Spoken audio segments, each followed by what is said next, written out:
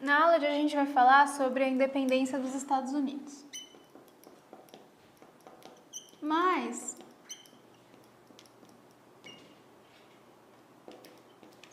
para chegar no período de independência, que só foi no final do século XVIII, a gente tem que ver como que se deu a colonização norte-americana. Porque a colonização norte-americana, ela teve algumas considerações diferentes, por exemplo, da colonização que aconteceu na América Espanhola e na colonização que aconteceu na América Portuguesa.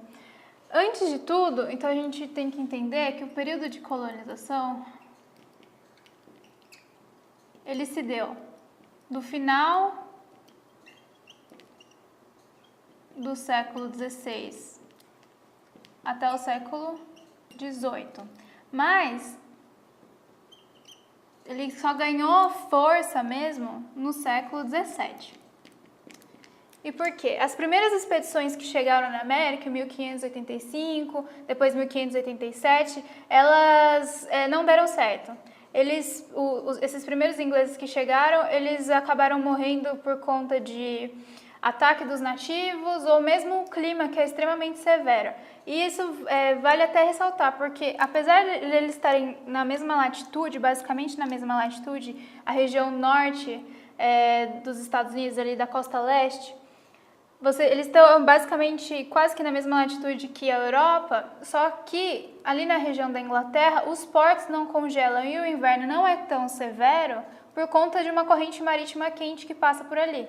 Já nos Estados Unidos isso não acontece, então alguns fenômenos acontecem no inverno norte-americano na costa leste, como você tem um congelamento até dos oceanos, congelamento dos rios, então você tem uma dificuldade, e sobretudo o congelamento do solo, então você tem uma dificuldade muito grande de se adaptar. E esses primeiros ingleses que chegaram, eles não tinham o conhecimento de como lidar com aquela terra, que tipo de produto que daria naquela terra, então eles acabaram morrendo, essas primeiras expedições acabaram e não tiveram prosseguimento.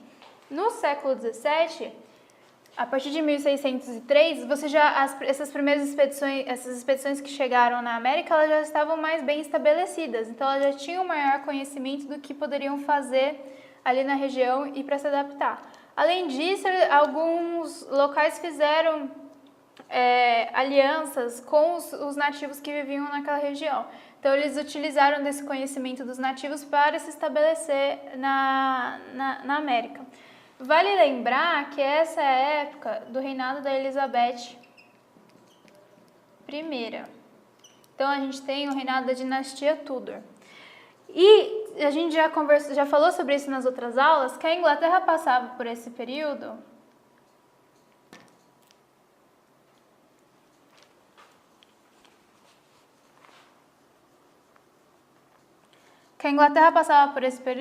por várias guerras de sucessões dinásticas.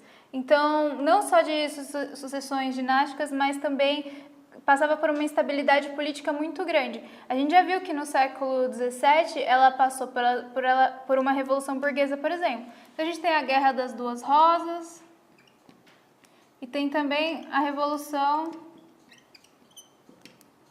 de 1640. Até a Revolução Gloriosa, que foi em 1688, a Inglaterra passou por um período de instabilidade política muito grande e, por consequência, de instabilidade econômica também. Então, a Inglaterra não chegou na América com um projeto colonial. Então, a falta de um projeto colonial foi extremamente importante para o próprio desenvolvimento dos ideais de independência que ocorreram no século XVIII. E por quê? Porque a colonização na América Inglesa, ela teve como característica autonomia. Então, essas colônias inglesas, até as próprias colônias do sul, que a gente vai ver, elas tiveram certa autonomia, e sobretudo autonomia política. Então, elas teve a criação de tribunais, você tinha alguma regulamentação governamental dentro da América Inglesa que não passava pela jurisdição inglesa. Então, você tinha essa autonomia, fez com que esses colonos se desenvolvessem a partir da maneira como eles achavam melhor. Lógico que tinha algum controle da Inglaterra, sim, só que esse controle é muito menor do que acontecia na América Portuguesa e na América Espanhola.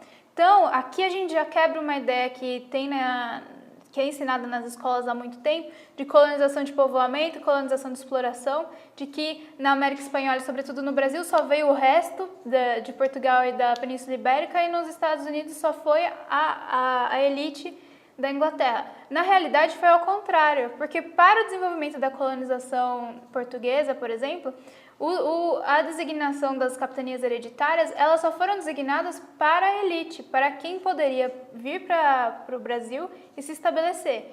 Então você tem um projeto colonial muito bem estabelecido, com as capitanias hereditárias, com as instituições governamentais que foram introduzidas no Brasil e na América Espanhola a partir de preceitos já criados na própria metrópole, seja Portugal ou Espanha.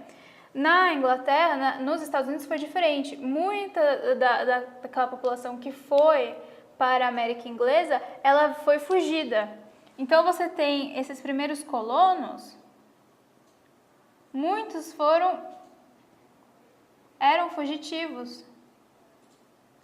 E, sobretudo, fugitivos religiosos. Então, a gente lembra que nessa época, no meio do século XVI, a gente tem a Reforma Anglicana. Então, você tem um conflito muito grande político e religioso dentro da Inglaterra. Além dessas questões políticas de dinastia, etc., que a gente já falou, tem o conflito religioso que é muito forte. Então, esses fugitivos, esses colonos, eles eram, na maioria, protestantes e que tiveram o nome de puritanos. É extremamente importante entender o papel dos puritanos, que os puritanos eles vieram com aquela ideia que a gente já falou, por exemplo, dos calvinistas de predestinação, que também auxiliou no desenvolvimento das ideias revolucionárias que acabaram na Revolução Americana, que foi a independência.